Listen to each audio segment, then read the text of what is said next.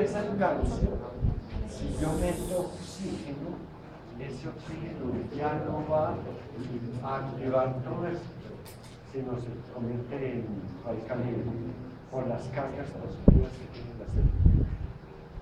Entonces ya el oxígeno entra a formar parte de ese equilibrio y adquiere la forma de radical. Y ese sí empieza a oxidar todas las moléculas. El oxígeno es una molécula muy delicada, que puede ser altamente tóxica.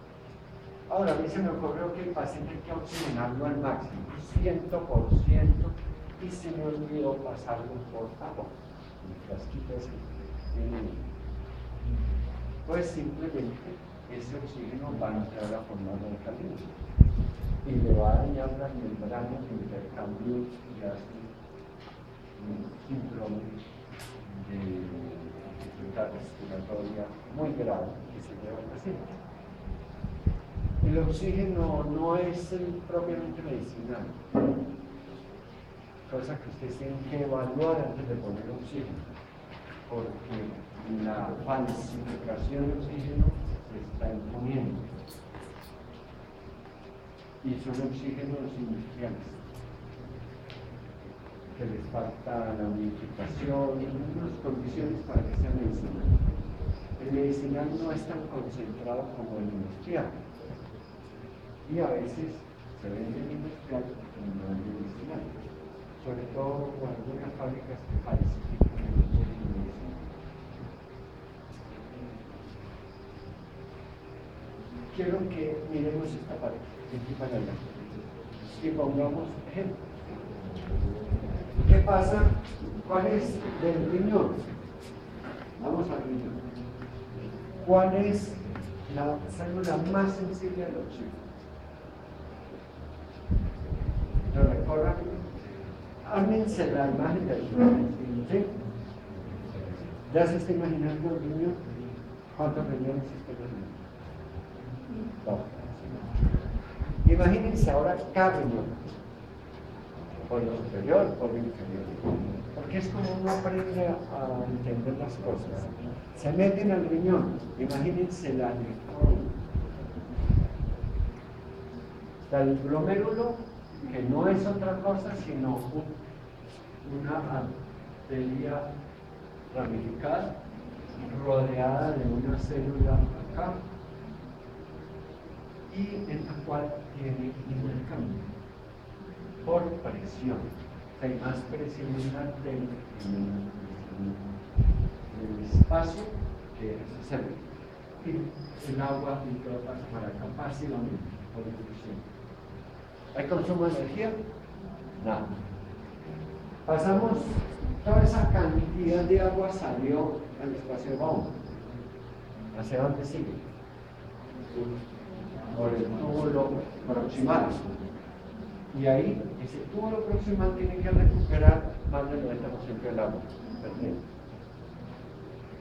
Los aminoácidos, el sodio. Entonces, ¿para qué sirvió la filtración?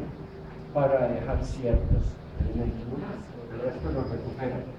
Recuperar agua que requiere bombas protónicas, células con una cantidad de mitocondrias, por lo tanto el túbulo proximal es el que más consume oxígeno. Luego sigue las asas, ascendente, ascendente, que no consumen mucha energía. Ellas hacen un intercambio por difusión, sin tanta bomba, que mueven sodio y agua para un lado y para el otro de cada una. Entonces está una asa y se produce este intercambio, que es el que va a permitir la concentración final. Luego el túbulo distal moviliza agua, pero por acción hormonal. Entonces ya no es tanto gasto de energía. Y finalmente los colectores, donde ya no hay más aporte, lo que salió a colectores sale y listo. Entonces, se cayó la presión de oxígeno. El último paciente, bueno, nos llegó un trauma a perder mucha salud. Su tensión arterial está en 90 a 50. ¿Tendrá presión suficiente para filtrar? No está filtrando. ¿Tendrá presión de oxígeno suficiente para cortarle los túbulos? No. Y los túbulos entran en este proceso y llegan a salir la pantalla. Y a eso lo llamamos necrosis tubular aguda. Y lo menos está bien. Lo que pasa es que por presión casi no filtra. Si tiene necrosis tubular la célula proximal, ¿qué pasó? Las células se soltaron al dañarse el citosclero de la lámina basal y van al tubo, tapan el tubo. Listo, recuperamos la presión. ¿Qué tenemos? Un poco de células sueltas que ya no van a revivir, que al filtrar nuevamente aumentó la presión en el túbulo y dejó de filtrar. Por eso, estos pacientes que han hipotensión insostenida en cirugía o han tenido un trauma muy grande, tienden a hacer insuficiencia renal aguda y van a quedar en diálisis hasta 4 semanas. Ya está calculado de que los días de diálisis depende de la recuperación. Si el paciente requirió una semana de diálisis, la posibilidad de recuperar todo el riñón es muy alta. Si ya se llevó 4 semanas en diálisis, la posibilidad de recuperar todo el riñón es muy baja. Entonces ahí se sabe si el paciente va a quedar con una insuficiencia renal total o no. ¿Importó el concepto para entender eso? Claro, aplicamos este concepto. Pero resulta que la presión va botando esas células, de todos modos taparon, pero se van deshaciendo. ¿Por qué? Por esto. Oxigenamos que el paciente recuperó su túbulo. ¿Por qué? Si ya perdió las células, el túbulo nuestro ahora quedó así pegado. Pero ¿cómo hizo para recuperar si ya las células eran irrecuperables? Que se soltaron. Entonces, ¿cómo hizo para tener nuevamente células? Y no bien. Imagínense. ¿Qué pasó?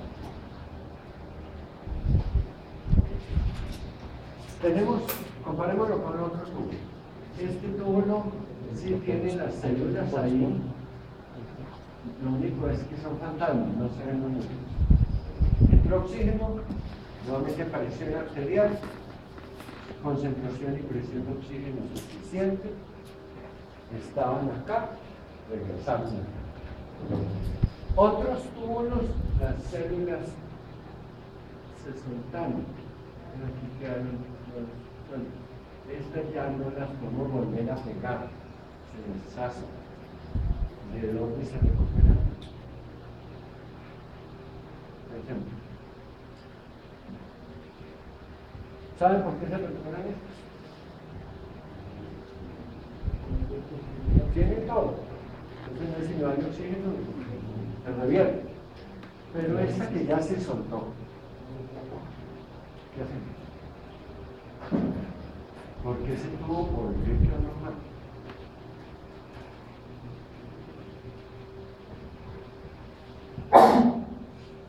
¿Qué se le ocurre?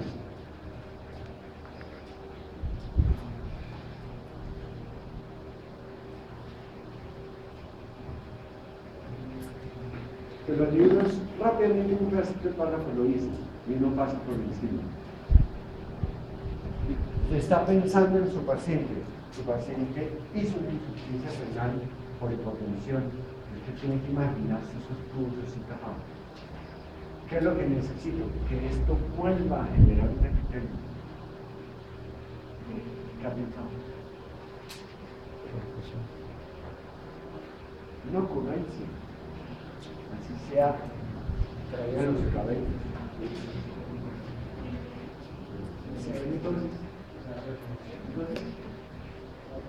Pero ya la célula muerta no puede los procesos.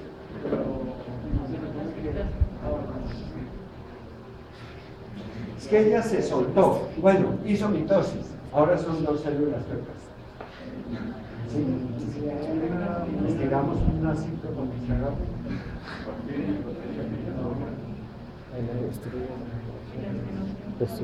Si esta célula quedó muy cerca a la lámina basal, puede volverse a sentar, pero lo otro es que estas no hacen ya mitosis, porque son células terminales, diferenciadas. Entonces, ¿qué se le ocurre? ¿Se ha tratado de buscar una explicación? ¿Qué se le ha ocurrido? En la lámina basal hay un par de células que vuelven a generar ese pequeño que había. ¿Cómo se llama? No, tiene otro nombre.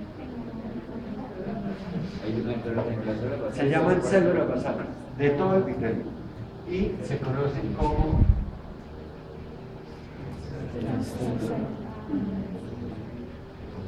células madre. Pero tenemos el concepto muy histológico de que es la célula basal. Por lo tanto, tenemos que buscar esas células basales en toda parte. Pero no siempre hay células basales, sobre todo en túbulos muertos. Entonces, no disfuncionó la ocurrencia. Esas células basales van a servir en epitelios escamosos, pero no hay esto. Entonces, ¿qué hacemos? Últimamente ya se ha encontrado, más o menos desde el 2006 vienen con eso, de que la célula madre hematopoyética comienza a viajar, llega a este sitio y se asienta ahí y regenera el tejido. Entonces, en sangre circulan células madre, el 0,3% de las células circulantes en sangre periférica son células madre. Pero eso no lo tenemos en el cuadro madre.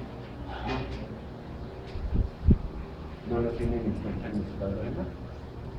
¿Por qué? Porque no se sabía. Entonces en un futuro muy próximo se van a tener en cuenta. Una vez logren estandarizar, porque estas benditas células madre no son tan fáciles de estandarizar, ya se pueden modificar. Por ahora las detectamos solamente por citometría del flujo, que es un examen muy complejo. Y no todos los citómetros están estandarizados para las células madre.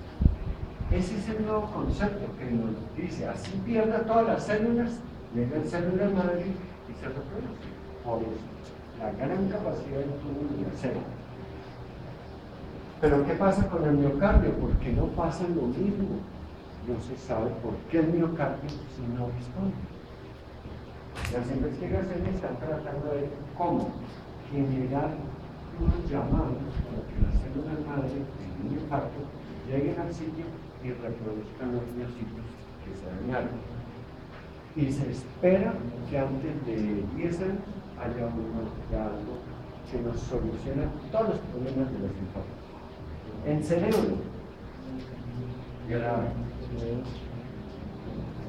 Viendo con el doctor Edwin Luque unas fotografías de investigaciones de células madre, ellas migran de muy cerca del péndulo, de los ventrículos, hacia la corteza.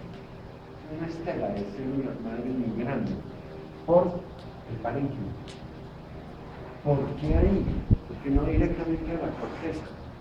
Es posible que solo el autor de eso haya centrado su atención en esas, haya marcado esas. Pero es posible que por la corteza también. Entonces las células nerviosas se pueden reproducir. Obvio que sí. Pero hasta ahora nos dijeron que las únicas que no deben reproducir son las neuronas. Es falso. Sí se pueden reproducir. Que no hemos encontrado la forma de activar esa reproducción.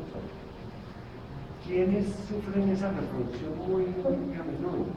El modelo experimental que se usa para eso, que son los pajaritos canarios. ¿Sí? Ellos tienen esa ventaja. Los niños se les renueva su cerebro cada rato. Son los que más renuevan el cerebro. Acá no matan uno. Cada uno.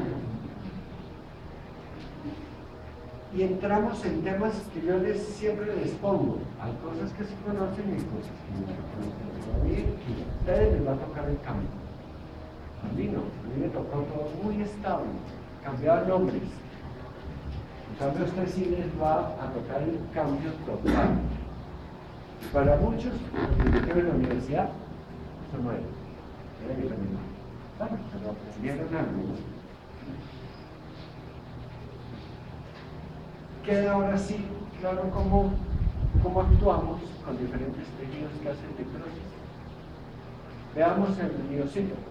El miocito sí entró en su etapa de célula fantasma, no entró oxígeno, hizo esto, se volvió pedacitos, el infiltrado de macrófagos la retira y en ese hueco que quedó vacío se produce la reparación y termina con fibrosis.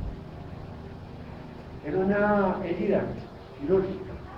Yo suturo, junté las dos paredes de tejido y se empezó a dar la limpieza y la reparación. Y quedó una cicatriz. Dicen que cicatriz por el solo precio del cicatriz, ¿quién no cree? Si ahorrara eso, valdría muchísimo. Pero pues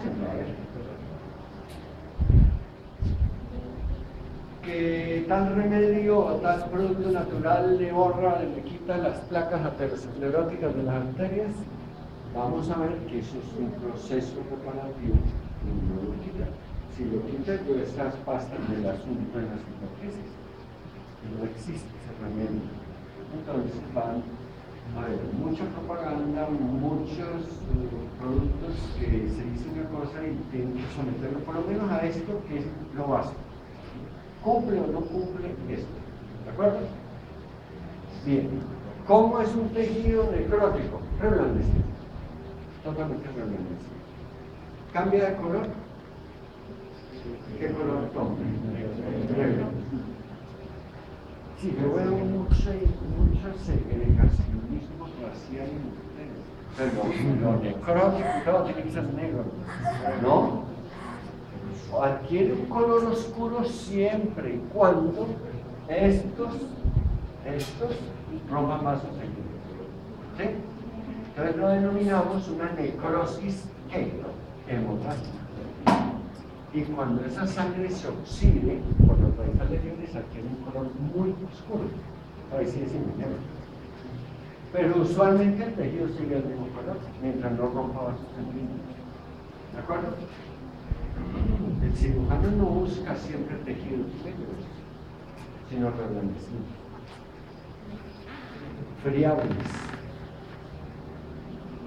¿Me acuerdo?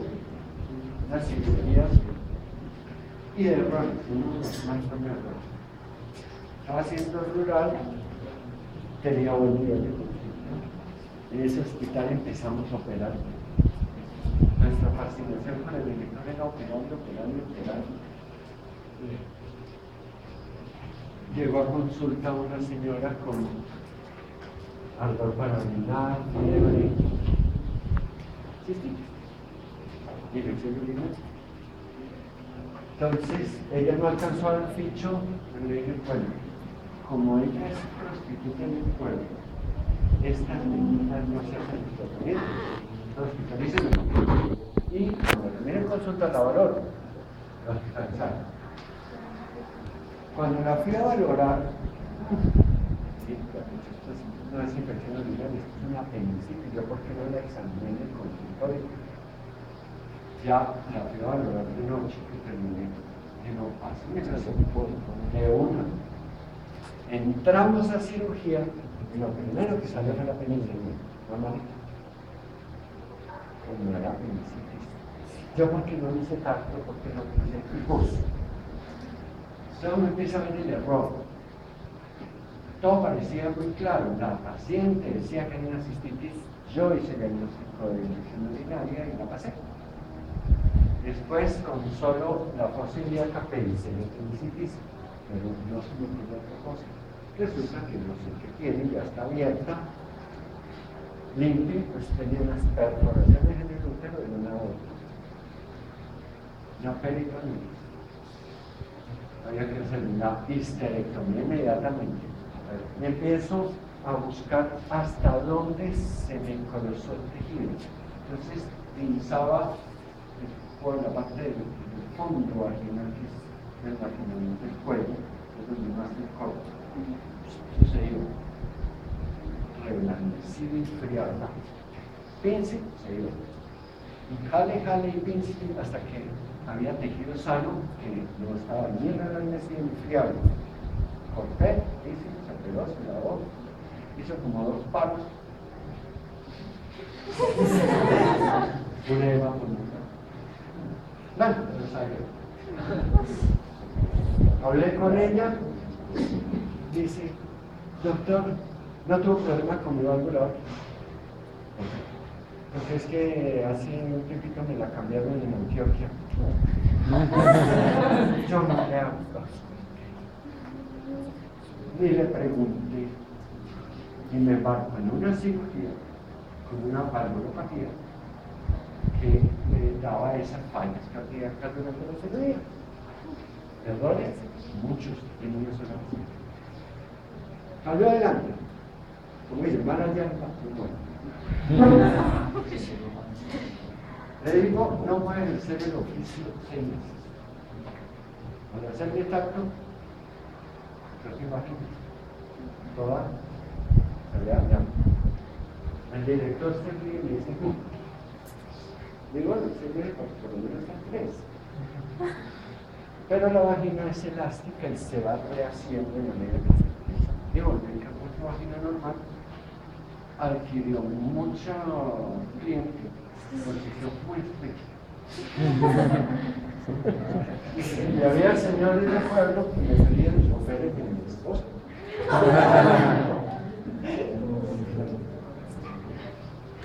¿Cómo me pagaba eso? Las prostitutas de pueblo no tienen claro. Entonces ellas hacían turnos para cortar las citas y todo en el hospital. Todas las prostitutas se hospitalizaban por cualquier cosa. Y pagaban trabajando. O ayudando a pelar papas, cualquier cosa. Porque en esa época no había lo que había hoy en